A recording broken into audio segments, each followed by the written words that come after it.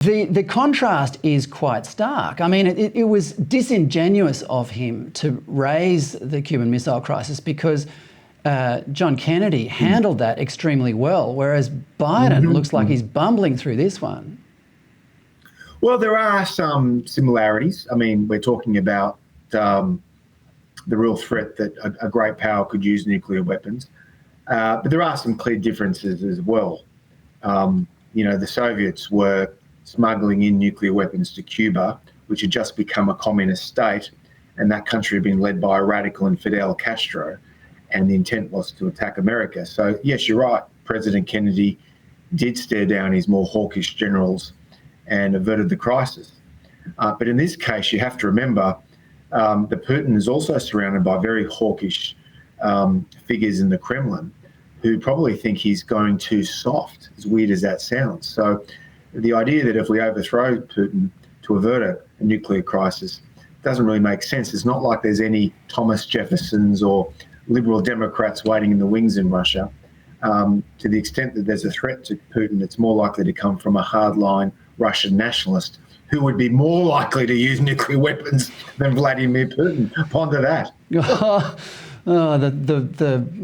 The mind boggles. But just as an aside, one of the aspects of this conflict that no one seems to be talking about now that nuclear is on the table is the sabotage of the Nord Stream pipelines. Do you have a theory on who was responsible for that? Because it does actually influence what happens in Russia a lot.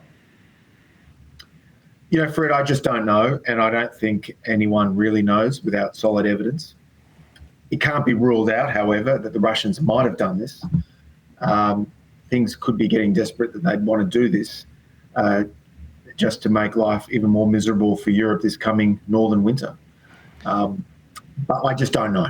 Yeah, and I don't think anyone really knows. Well, nobody does. I mean, Tucker Carlson published a piece the other day saying it might have been Biden because, in some ways it does benefit the US. But that's all conjecture. Let's get back to the nuclear threat. What would happen if Putin did launch a nuclear missile?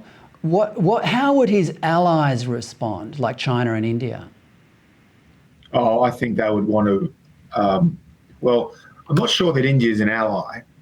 I know that they keep maintaining a trade relationship with Russia, particularly on energy, and they did abstain at the UN Security Council. But the Indians are, in a sense, a cross between Russia and America. That they've become closer to the United States in recent years because of the threat of China. But they have they've had a long-standing trade relationship with Russia, and before that the Soviet Union, but I wouldn't call India an ally.